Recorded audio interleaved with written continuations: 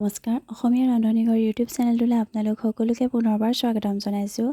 আজি মই কঁঠালৰ এটা ৰেচিপি আপোনালোকলৈ আগবঢ়াইছোঁ। এয়া মই কেঁচা কঁঠাল এটা লৈছোঁ, টুকুৰা টুকুৰকৈ প্ৰথমতে কাটি ল'লোঁ। তাৰপিছত বাকলিটো ডাঠকৈ এৰাই ল'ম। আপোনালোকে বনালেও এই ধৰণে এৰাই ল'ব। তাৰপিছত মাজৰ অংশখিনি এইদৰে কাটি ল'ম। তাৰপিছত ইয়াত মই পানী দি দিছোঁ। সৰু সৰু টুকুৰা কৰি ল'লোঁ।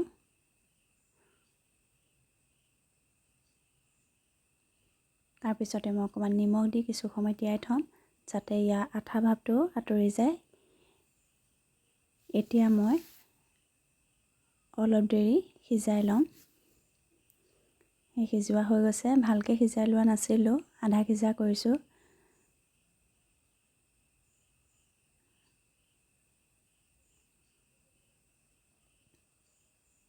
এতিয়া মই কেৰাহীখনত তেল দি গৰম হ'বলৈ দিছোঁ। তেলখিনি গৰম হোৱাৰ পিছত মই ইয়াত দিম কেইটামান গোটা জিৰা।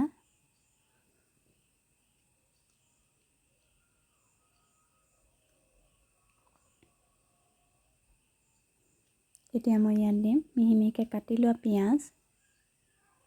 আমি মাংস যি ধৰণে বনাওঁ সেইদৰে বনাম, সেইকাৰণে মই পিঁয়াজ দুটামান বেছিকৈ লৈছোঁ। ডাঙৰ ডাঙৰ দুটা পিঁয়াজ মিহি মিহিকৈ কাটি ল'লোঁ।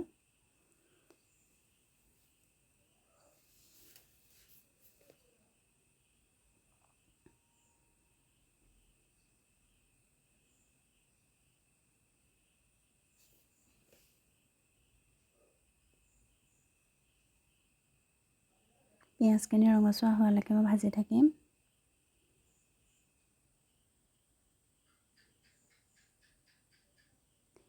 এতিয়া মই ইয়াত দিছোঁ খুন্দি লোৱা আদা আৰু নহৰু।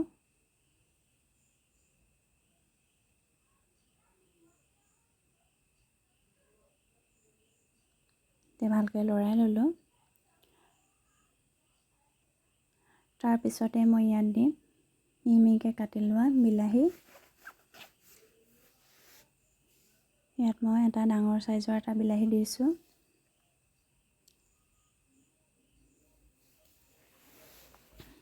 এতিয়া মই আকৌ এবাৰ ভালকৈ লৰাই ল'ম।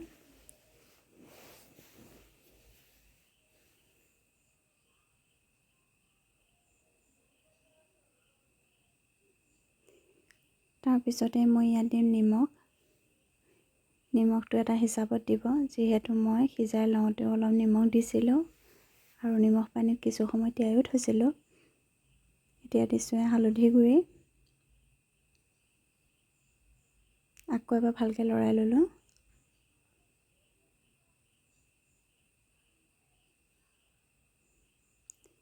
এতিয়া মই ইয়াত দিছোঁ জিৰা গুড়ি।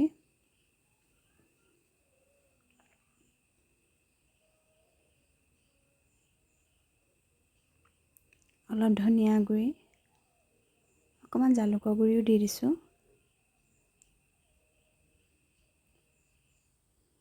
আৰু অলপ দিছোঁ জলকীয়া গুড়ি দি মই মছলাখিনি ভালকৈ লৰাই ল'লোঁ। তাৰপিছতে দিছোঁ এটা ডাঙৰ চাইজৰ আলু, সৰু সৰু টুকুৰা কৰি দিছোঁ।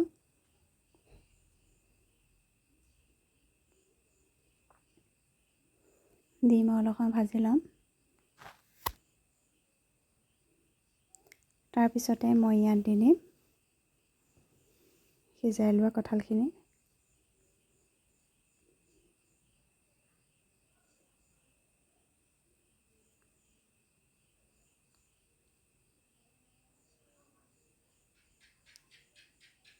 এতিয়া মই আকৌ এবাৰ ভালকৈ লৰাই ল'ম। এইদৰে কম জুইত মই কিছু সময় ভাজি থাকিম।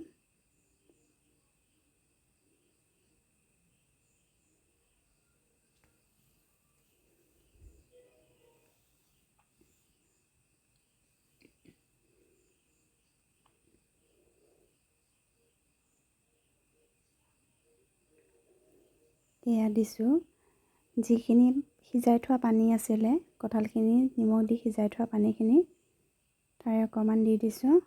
মই পানীখিনি পেলাই দিয়া নাছিলোঁ।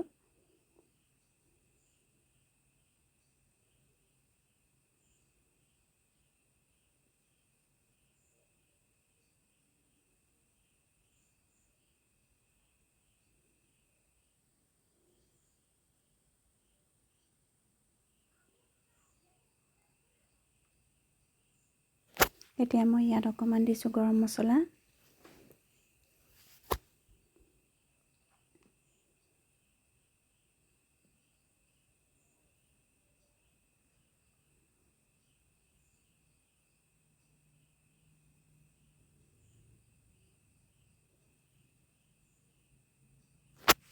সিজা হৈয়ে গৈছে প্ৰায়।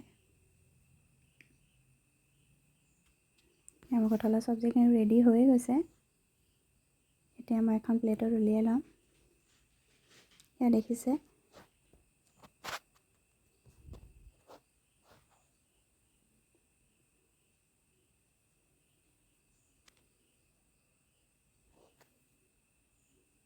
এইদৰে আপোনালোকেও কঁঠালৰ চব্জি বনাই খাব পাৰে।